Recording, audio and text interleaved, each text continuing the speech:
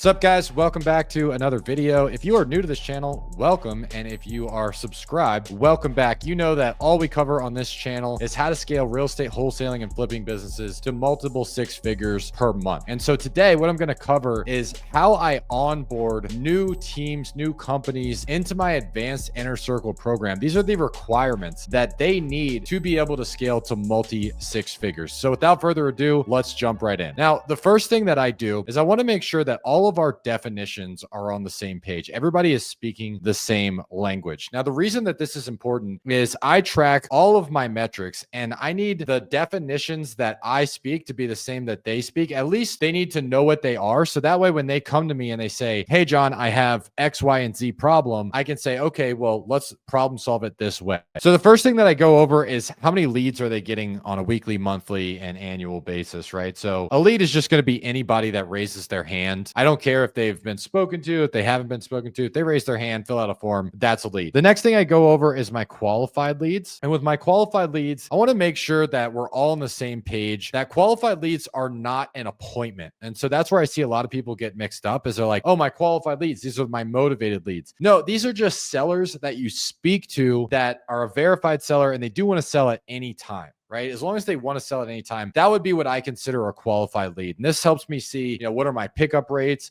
Do I have good lead quality? So out of the people that are filling out the form, how many are actually sellers? How many are actually looking to sell a property? That's all really I'm looking for with my qualified leads. From there, I go into my appointments. And then my appointments, my criteria for an appointment is equity. Equity, I like to have at least 70% equity in the home. Now, if you're doing like subject to creative financing, this is less relevant, but they need to have some equity in the house if you're going to do a wholesaler flip. Otherwise, it doesn't even make sense. Now, the next thing I look at is some sort of motivation other than I would sell if I got a ridiculous number, right? Now, this doesn't have to mean that they are in pre-foreclosure, that they are like extremely distressed. It could mean that they are thinking about selling with a realtor in the next 30 days because they're relocating for work. They're downsizing, right? Maybe they just want something bigger. Those are all valid reasons for motivation. Then I want to make sure they have ownership. So they're the owners of the property. I'm not going to go into that too much. Time frame. I want to know that they are going to take action to sell in the next 90 days. And the last thing I want is actionability. And so actionability, all this means for me is that the seller is going to be selling the house. And a lot of times new reps will kind of get mixed up here because they're like, oh, I don't really know if they have actionability because they didn't seem super motivated. Typically, after I go through my problem awareness phase, which we have tons of other trainings on how to get the seller to really open up and talk about their problems, I will just drop one simple line. I'll say, okay, so it sounds like you're definitely selling the house, whether it's to me, a realtor, or somebody else. They say yes. That means they have actionability. Now, if they're not sure that they're going to sell, they don't really know where they would go, they're still kind of in the early stages, there's no real motivation, then I'm not going to book that into an appointment. And so my appointments are my closable deals. Now, that doesn't mean that I'm going to close 100% of them, but all of my appointments should be closable. If I offered them 10% over market value, like they would sell today, they would know exactly where they're going to be going, right? So those are my closable deals. That's the next thing for my appointment. Then I want to make sure that we're tracking offers.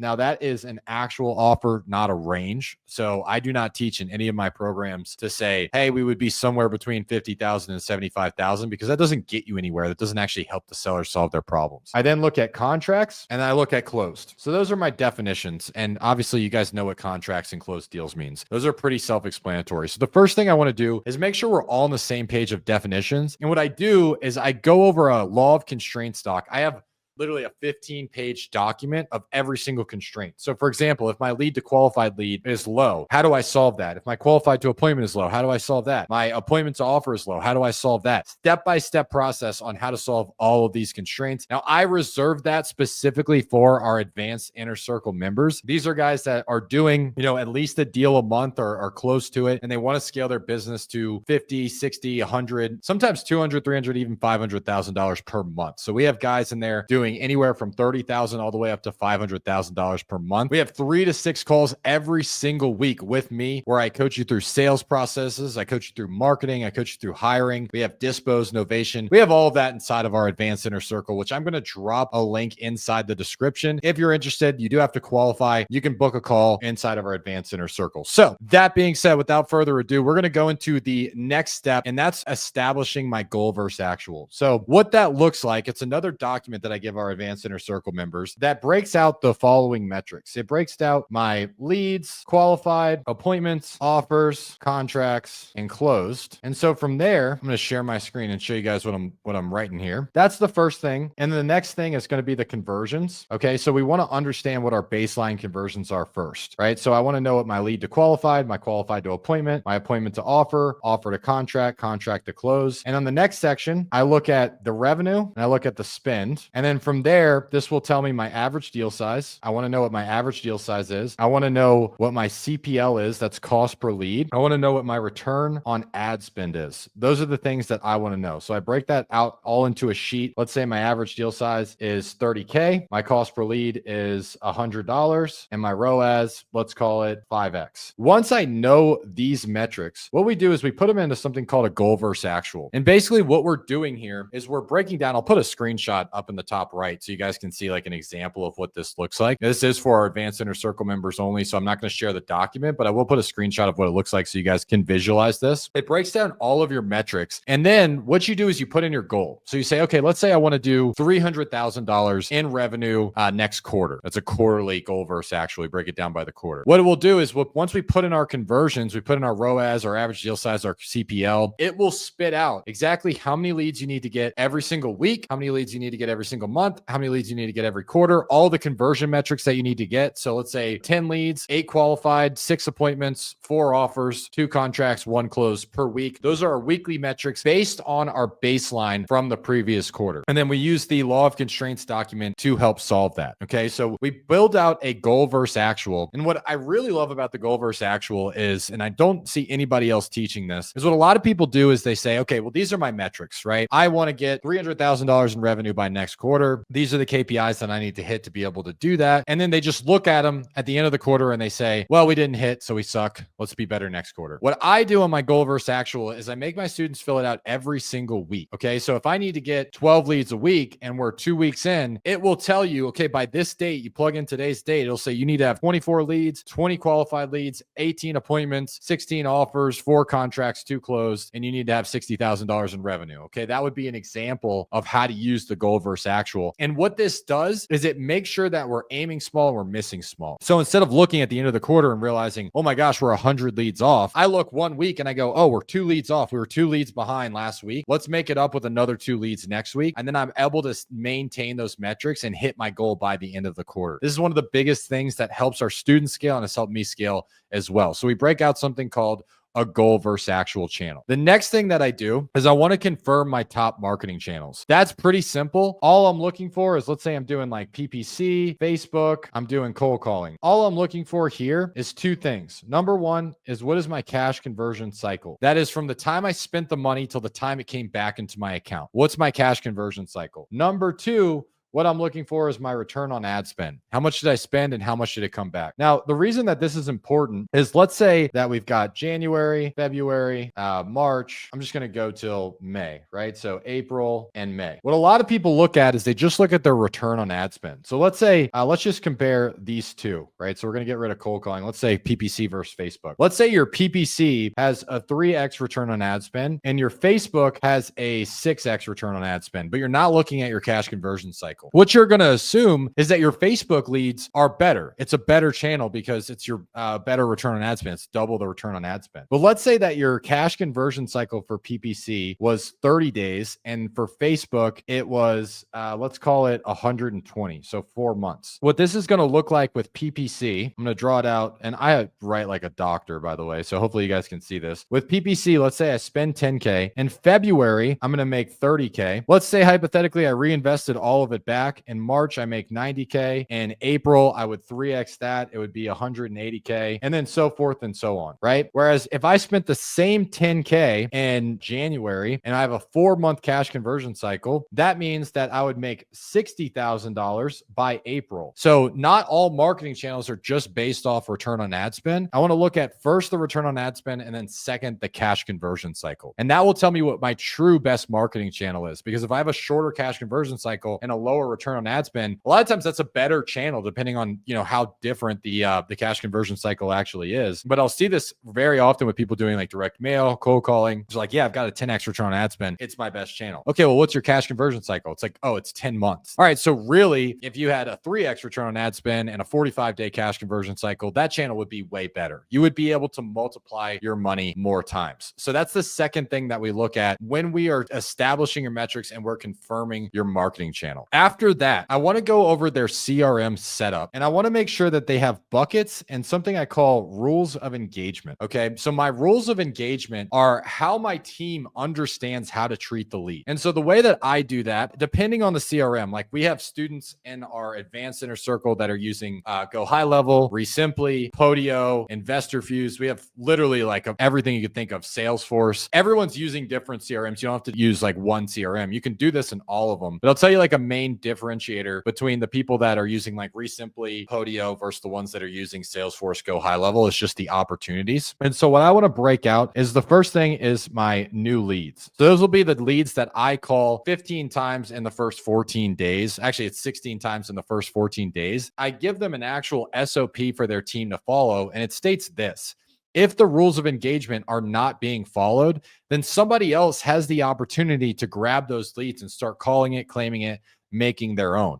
Because the last thing you want is to give a lead to a rep, they're not calling it as they should be, and then no one else is allowed to call it either because it's in that rep's pipeline. Okay, so the first thing I have is my new leads. These are going to be any uncontacted leads for the first 14 days. Then I want to have my working leads. Okay, my working leads are going to be anybody that's 90 days to 6 months out from selling. So if they're 90 days to 6 months out from selling, I want to make sure that I'm calling those one time per month. And then I have a bunch of drip campaigns and automations that I give them as well to help them out with that. From there, I have my follow-up leads. My follow-up leads are going to be 6 months out from selling. It could be 6 months to 3 years. I don't care. It's just 6 months or more out from selling. And I'm going to call those one time per quarter. Now, these are going to be all of my leads, excluding, obviously, you've got your unqualified.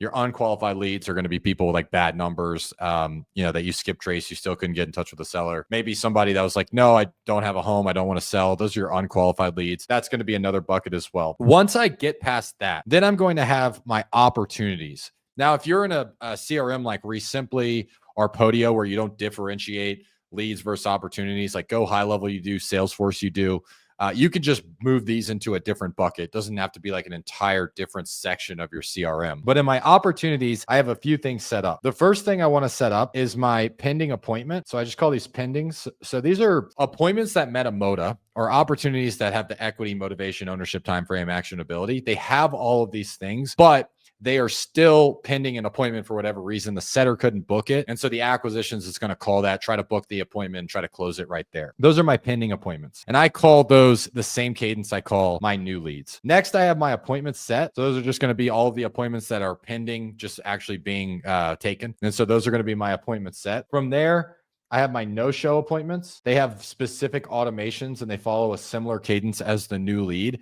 And by the way, in our advanced inner circle, we break down all of the cadences in a lot more depth. I won't have time to go through all of that inside of this YouTube video, but we break that down into depth. How many times you need to be calling, texting, and emailing all of the leads per these buckets. Once I have my no-show, then I have my leads that have actually made appointments on. So this is my post app follow-up. FU is follow-up, just so you know, not the other FU. And so that's my post appointment follow-up. And so these are leads that I made an offer on, or opportunities that I made an offer on, but I was not close with the seller. Right. So I wasn't within my average deal size. So for example, my average deal size is $50,000. I offer the seller $550, but their bottom dollar is $480. I'm going to say that's too much of a spread to even go into my negotiations bucket. I'm going to put that on my post appointment follow-up, and they're going to have their own cadence. From there, I have my negotiations. My negotiations are going to be anybody that is within my average deal size. So if my average deal size is $30,000, I offer the seller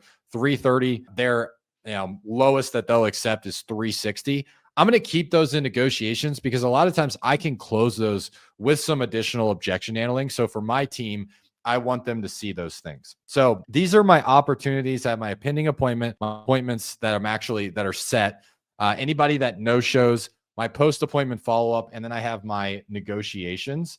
And if they maybe you give an offer on somebody and for whatever reason, they're like, absolutely not in a million years. You don't even think that they qualify for the post-appointment bucket. I just move those into my back to leads bucket, which would follow the same cadence as, like my working leads or my follow-up leads. Okay. So those are the buckets that I make sure that all of my new students, they have set up inside of their CRM. So they have rules of engagement and they know the cadences that they're going to be followed. Super important if you want to build a high level team. The last thing that we go over is we want to check all of their automations. So what we have is we have drip campaigns for each bucket.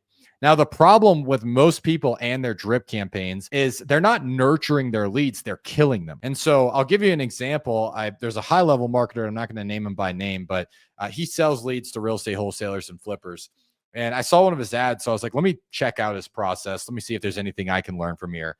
And this was completely wrong, by the way. Filled out the ad, and literally every day for like 15 days, he sent me a similar text that said, hey, are you still looking to sell? Hey, when can we hop on a call? Hey, I'm ready when you are. When are you looking to sell? Do you want to hop on a call now? Do you want to do this? Do you want to do that? Do you want to do this? And think about what you would do if you got that sort of text every single day. You would be like, this is obnoxious. I'm going to hit stop. And so now they just move to your DNC. You can't text them. You can't call them unless you want to risk like a huge lawsuit, which obviously you do not. And so our goal is to nurture the leads. And so what I do is I give them drip campaigns to actually nurture the leads versus just killing them.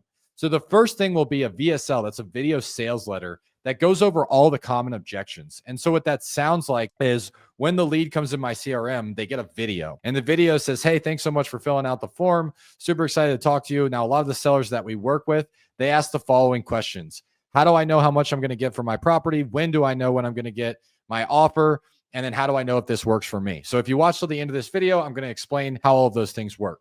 So that way, when my team calls them, they're not just getting hit with, hey, what's your offer? Or when am I going to get the offer? They've already watched the video. They know when they're going to get the offer. They know how this is going to work for them. We also go through a ton of reviews to give more credibility to our company. And that brings me to my second text and my second email. It'll say, hey, I just sent you an email with all of our reviews. Be sure to check that out. And so I'm just warming them up. I'm actually nurturing them. I'm not killing my leads. Nobody's going to say stop when I just, hey, I emailed you some reviews. Go check them out when you get a chance. And I continuously provide them value. So I'll send them like an ultimate seller's checklist when you're listing their home. Now, what that's really designed to do is it's designed to say, oh my gosh, all the things that I need to do to get the top dollar are overwhelming. And at the bottom, there's a mini call to action that just says, hey, and if you don't want to deal with all of this, just hit the button below and you could reach out to our team. So we want to make sure that all of the automations are set up inside of their CRM. So that way they can actually scale. They're not letting leads slip through the cracks. And they're also able to give their team a process that says, hey, if you don't follow this process, these leads are no longer yours. These leads are the company. So somebody else can call them. If you guys want some of the documents that I've shared you, I'm going to drop a link below for you to apply. Now, if you are doing over a deal a month, you are going to want to just book a call, talk about the advanced inner circle. If you're doing less than a deal a month and you want to get to that point first, we have a school community that has hundreds of real estate wholesalers and flippers. We do weekly role plays. We do Q&A. We have a section where you can JV with people. I would go check that out if you haven't done your first deal or you're not to a deal a month yet. That's usually the first place that I would recommend starting. So I will see you guys on the video. If you haven't already, like and subscribe. I will see you on the next one.